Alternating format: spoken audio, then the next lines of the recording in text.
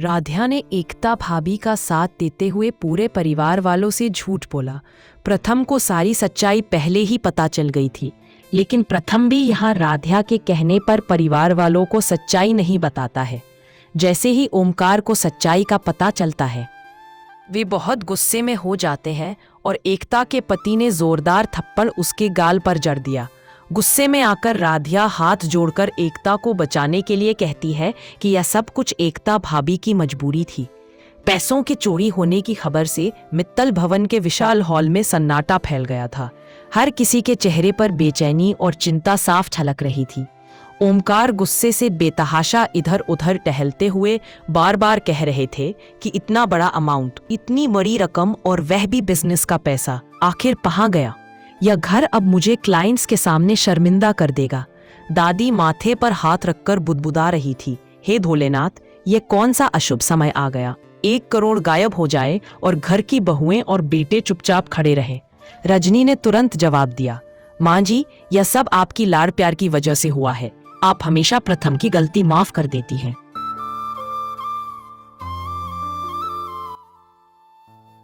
और अब देखिए, पूरे घर की इज्जत दांव पर लग गई है। इतने में प्रथम धीरे धीरे सबके बीच आता है। उसके चेहरे पर अजीब सा संयम था। वह कहता है, पापा, दादी, पैसे मिल गए। सब दंग रह जाते हैं। चारों तरफ सन्नाटा छा जाता है। ओमकार चौंक कर गरजते हैं, क्या मिल गए? कहाँ थे पैसे? प्रथम हल्की सी सांस लेकर झूठ रचता है, असल में मुझे क्लाइंट्स को मिठाइयों के सैंपल भेजने थे। उन्हीं डिब्बों के साथ गलती से मैंने वह सूटकेस कार की डिक्की में रख दिया और भूल गया। मुझे लगा ऑफिस से चोरी हो गया, लेकिन वह तो कार में ही पड़ा था। सबके चेहरों पर अलग अलग भाव उभरते हैं। उर्मी ताना मारते हुए कहती है, वाह, देख लिया आप सबने, मुझे बेइज्जत कर दिया गया। चोरी का इल्जाम मुझ पर लगा और असल में गलती आपके बेटे प्रथम की निकली। ये है आपका वारिस। ओमकार अब और बर्दाश्त नहीं कर पाते। प्रथम पर दहाड़ते हुए कहते हैं कि तुम्हें शर्म आनी चाहिए। पूरा परिवार चिंता में डूबा रहा। मैंने खुद क्लाइंट्स को कैसे जवाब दूं? यह सोच सच कर मैंने रातें काटी और तुम इतने गैर जिम्मेदार कि करोड़ों रुपए कार में डालकर भूल गए। रजनी भी अपनी बात रखने से पीछे नहीं रहती। मां जी, देखा आपने, यही है आपका लाडला पोता।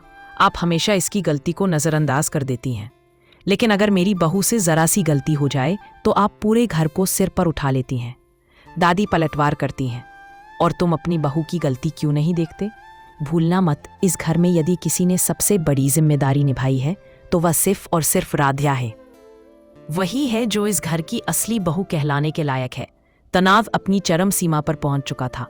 ओमकार गुस्से में फैसला सुनाते हैं, बस अब बहुत हो चुका। प्रथम, मैंने तय कर लिया है, आज से बिजनेस की जिम्मेदारी अहम संभालेगा। अब तुम भरोसे के काबिल नहीं रहे। पूरा परिवार हक्का बक्का रह जाता है।